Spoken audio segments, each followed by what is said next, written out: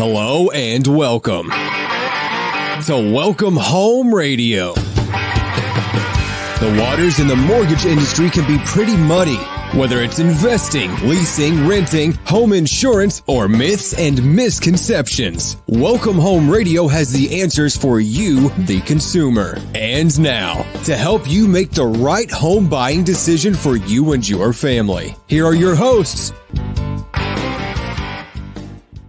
And welcome to Welcome Home Radio. I hope you're having a wonderful summer day. It is just beautiful here. We're going to be talking about the economy and what does it mean to and market awareness in today's inflation. The economy is really slowed among rising inflation. Aggressive monetary policy is tightening, and persistent global supply chain crisis has caused many delays in many areas. We want to, in turn, what does that really mean to the stock market? What does it mean to our demands, our fulfillment? What does it mean, our buying power? As well as what does it mean, what's going to happen down the future? Because people are trying to still buy homes. They're still trying to look at, do I refi? Do I take cash out? Like last week, we talked about you can do some things with the equity of your home to improve your home or do those changes you want. But can I do that at an economical pace that is comfortable for me?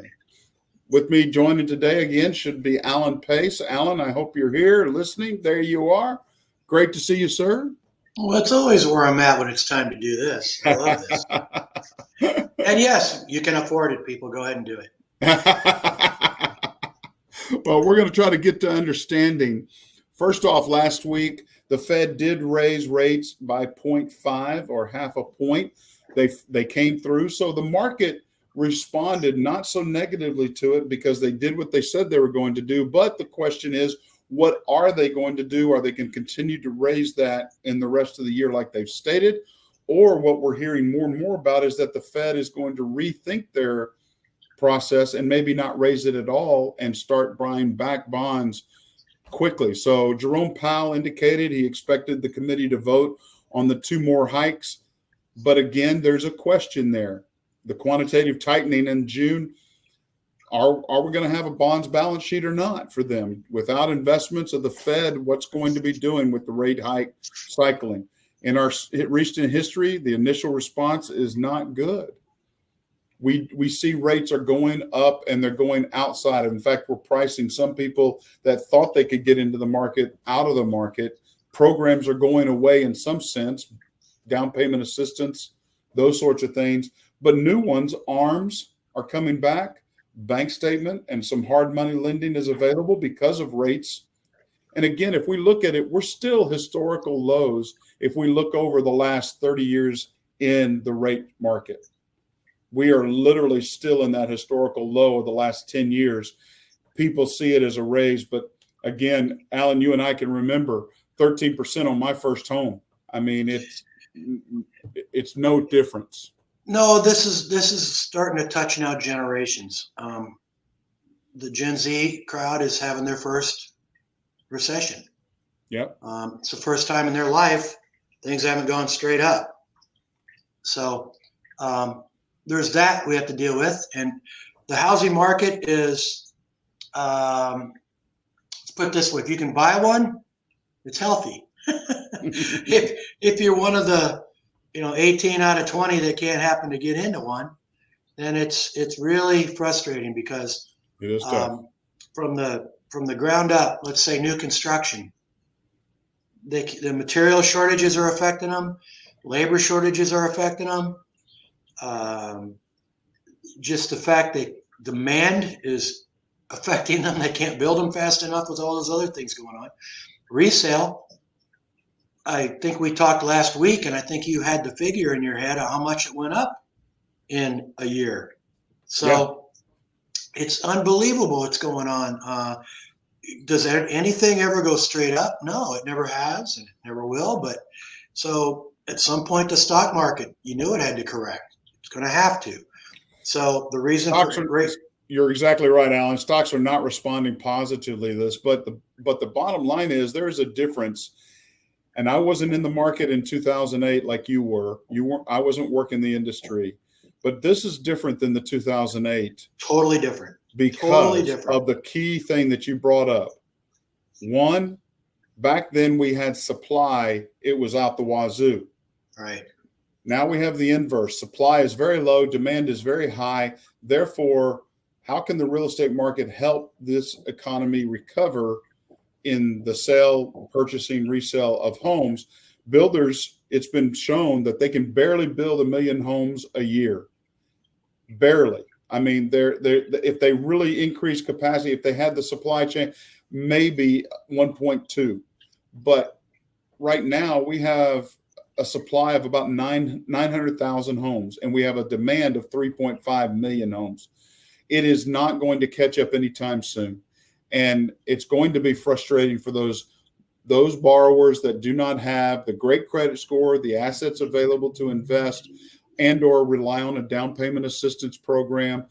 It's unfortunate. And now we see these investor LLCs coming in that are buying with cash, renting these homes or flipping these homes. But the bottom line is people are being made millionaires through purchasing and buying real estate and selling.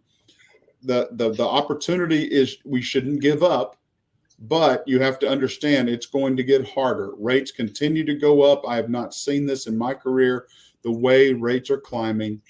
And again, programs changing. Now we're used to constant change in programs, but the programs that are going away quickly are not allowing certain buyers to be able to even stay in the market for it. So, well, there's a bunch of stuff you said. The demand part is really crazy. This is definitely different because of the supply inverse thing.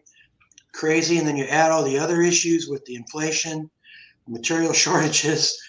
I mean, there's a lot going on in this world right now with it comes to housing. And, you know, San Diego County, I was reading, the average home cost now it went over $1 million.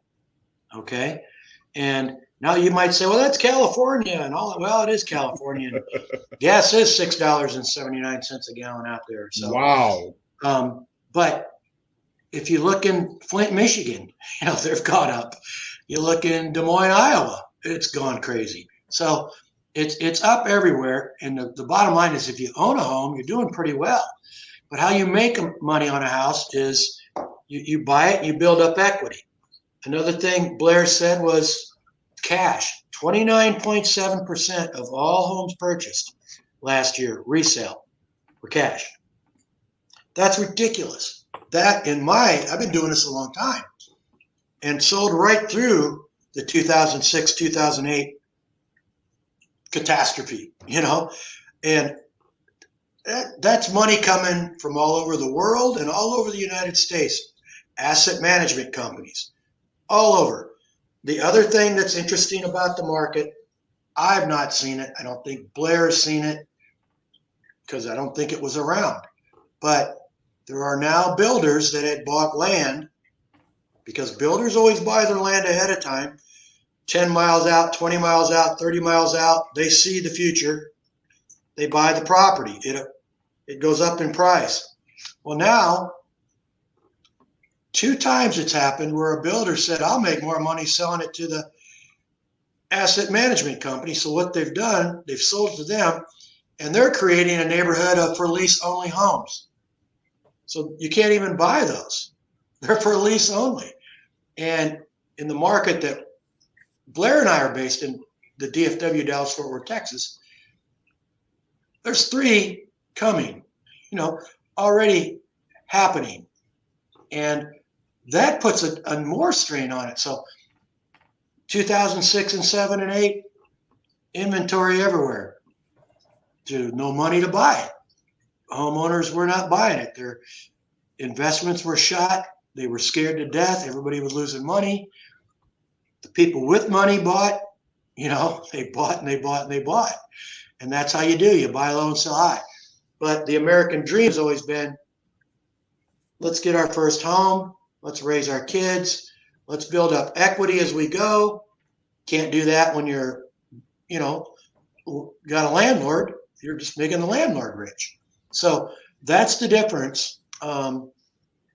My goodness, it is hard to be a human being with emotion, a God-fearing human being, and talk to a young family who has good credit and a little bit of money, which 5 years ago would have been a lot of money to get into a house. And today they can't do it. So it has to change. It will change.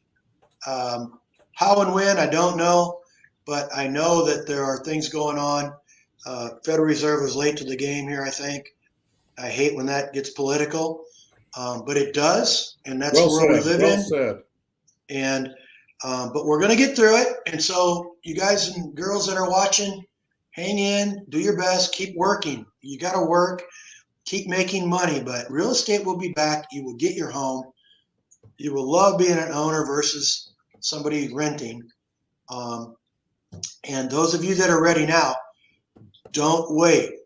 Waiting is not a great thing. You can't time a real estate market. If you do, you're lucky. Some people are lucky. They get it right. But I'm in the business, and I bought just before it went kapooey, in 2006. But if you stay in it, it all comes back, which it has. And what was that figure you used last week in our show about home improvements that make 46% equity growth? And if anybody has any questions about any of this, welcomehomeradio.net, get on our website, ask a question. You can get a hold of us there. You can leave a, text, email, call, however you want to reach us. Get to us. I want to go back into something that I have several clients in the middle of, and it's very frustrating for them. It's challenging for me, but they're in the middle of a construction loan. They have a purchase. They're just doing a permanent loan to buy a home from a home builder, but they've had delay upon delay upon delay. One of them is seeing this is the fourth month they're going into. Mm-hmm. Rates change. Locks have to be kept up or they're changing. Let's talk a little bit about how much is that happening out there in the industry? What are builders putting in contracts, and what does that really mean? Because I don't think some of these buyers understand when a builder says, I have a 10% contingency fee. That means they have the ability to raise the price 10% because of cost of supply, demand, materials, labor. But they also they're not meeting their close date, and what's the consequences? They have no consequences, or do they? Let's start with where you started this. Explain to our listening audience what the word lock means in your world. I get asked that all the time. A lock in my world means one of two things. One, you can have a shop and lock. That means you've locked a rate and you have an X amount of days to go and shop. Now, a lock in the financial world means I have locked a rate for a loan for normally an address, a certain address. Sometimes the lock and shop, you don't have an address, but you're paying more for that you keep that so that whenever you do have your home loan application, your rate is already locked. But for a true lock, let's say a 6-month lock, you're paying for an extended lock period that you're going to get that rate. If you'd have locked in February at right around 3.5, and you wanted to lock it down the shore, you're going to close in September, probably be a pretty good lock. Maybe we're not sure yet because of what the Fed said today, that they may not be raising rates like they're thinking. They may be changing because the inflation is so bad or the economy is so bad. So the ability to turn and churn money is what they're looking at. A lock, then we may have better rates or equal rates in the September, October timeframe. So whenever we say lock, we're locking in a rate for your loan. That requires a full loan application, which requires name, address, phone number, social, all of that in one. And that's the address you're buying. So whenever you sign a builder contract, you have an address that location will be surveyed, and we can lock that rate up to a year. Well, unfortunately, some of these builders are not meeting their close dates. They're not meeting their, we have a couple right now. They sold their home, happened to sell quickly, just like they expected. But the bottom line is now they're 60 days past when they should have closed, and they're paying for an extended lock. They're paying for certain aspects, and they're paying for renting, which they didn't expect to be doing it. They're paying for storage. It's very, very frustrating for them to live out of suitcases this long. Well, stop right there, because you said a key thing that when you talk about market conditions, this is really going on a lot. And I had a conversation just 2 days ago about it. Alan, I want to buy new construction, but I'm going to sell my house right now. Well, when's the new construction ready? Well, they're saying 6 months. Well, that means 9 months to 12 months to longer with a builder. So everybody, before you sell, have a place to land. And if that means you're younger and you can live with your aunt and uncle or your mom and dad, make sure they understand it's going to be for longer than you're telling them, because it's going to be longer than you're telling them. The other thing is, if you're a more mature couple and you're retiring and you're downsizing or whatever, move into another state, see a lot of that, when I get close to the grandkids, that kind of thing goes on. Well, they're selling out because they think the market is peaked and they want to get that money now, and they don't necessarily, they're going to, where are you going to go? Most time they're renting a place. Okay. So when you rent for a year, that makes up a lot of the money you think you made on the house you sold. So think it through. Blair's point about houses that sell fast, they do. So know where you're going before you sell and have a place to land. And if you're in new construction in the middle of a contract, you make sure you understand that contract. Every builder contract allows them to check your credit, and every one of them in there says, we can add more money to this deal if we need to.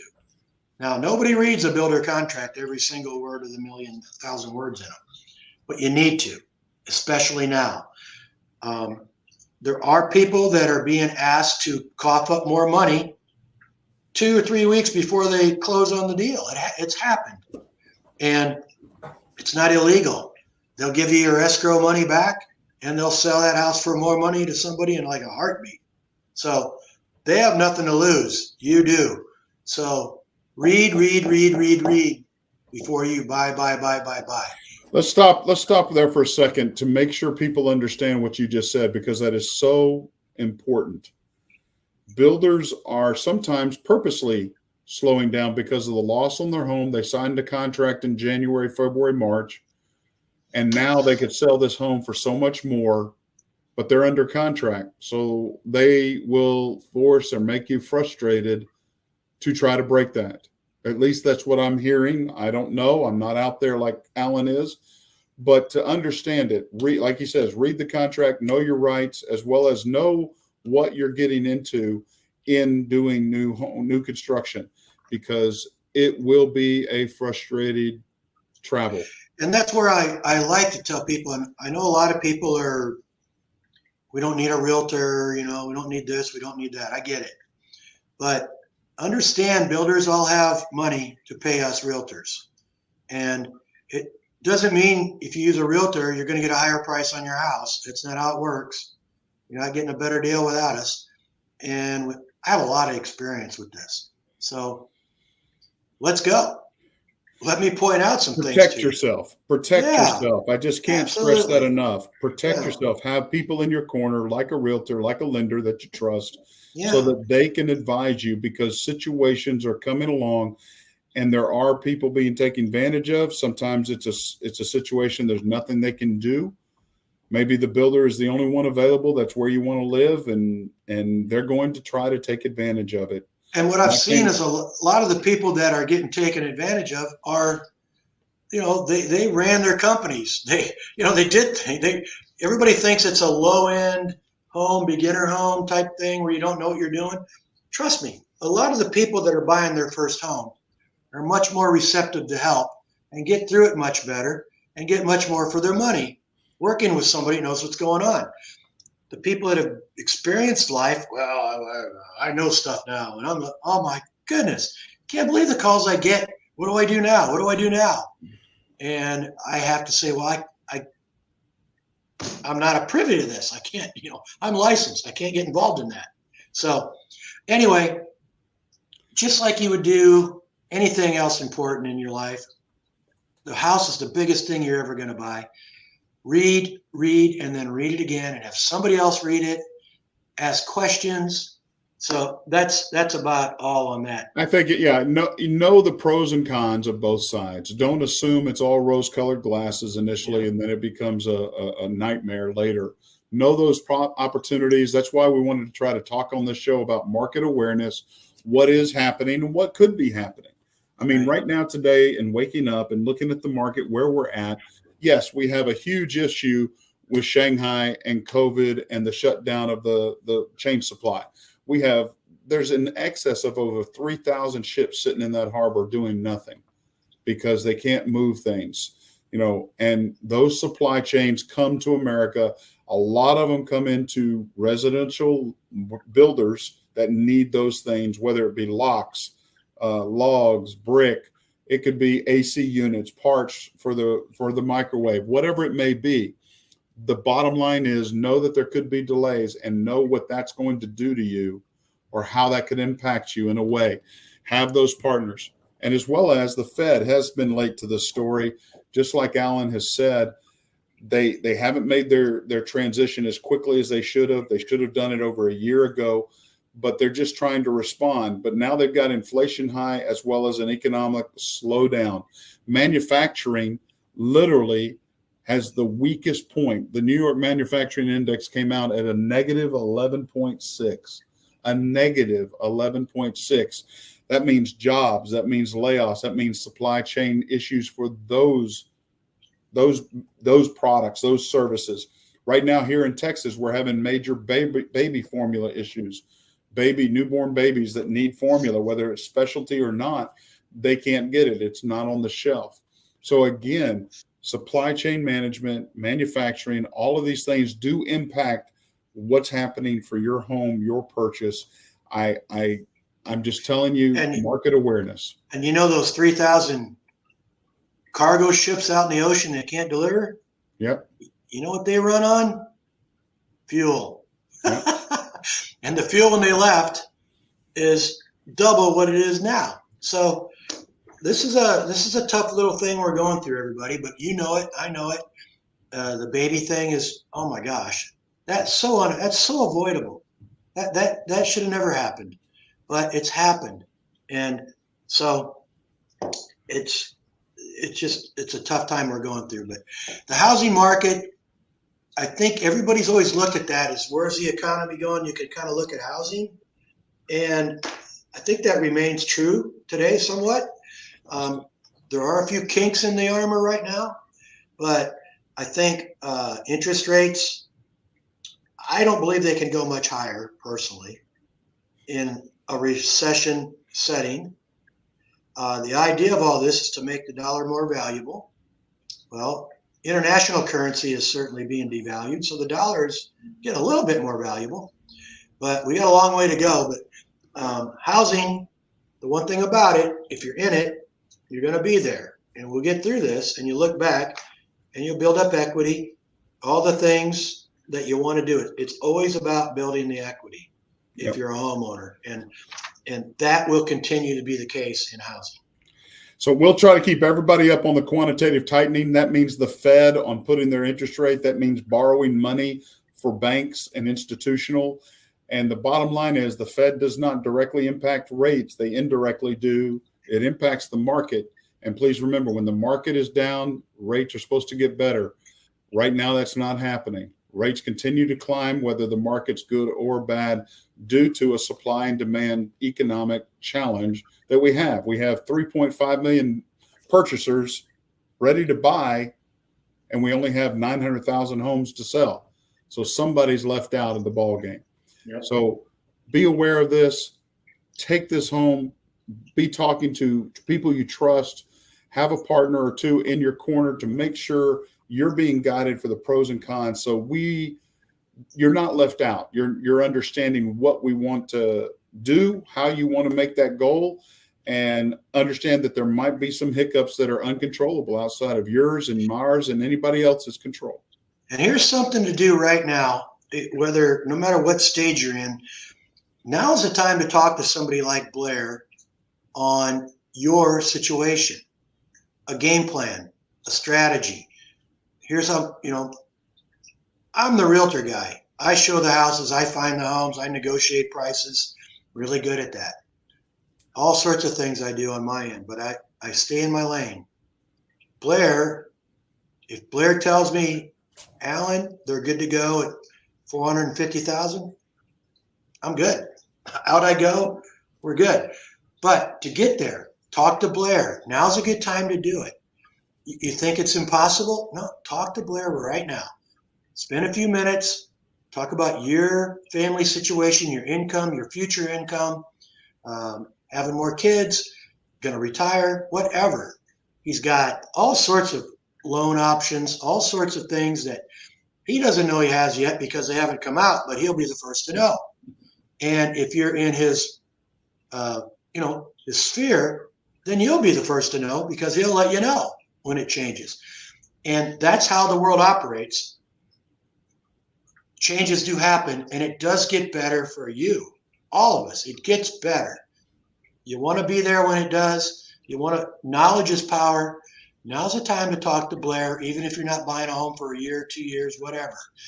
Talk to him. I'm telling you, that is such good advice to feel good about a conversation you just had with a man that understands what he does in the lending part of housing. So do that. Just do that. Thank you. And yes, we want to make sure you're aware of the market awareness. What is going on out there? Situational awareness in combat is always critical. It's the same thing here. Situational awareness of what your opportunities, what your goals, how they can line up or how they can at this time. And please communicate. Find us at welcomehomeradio.net.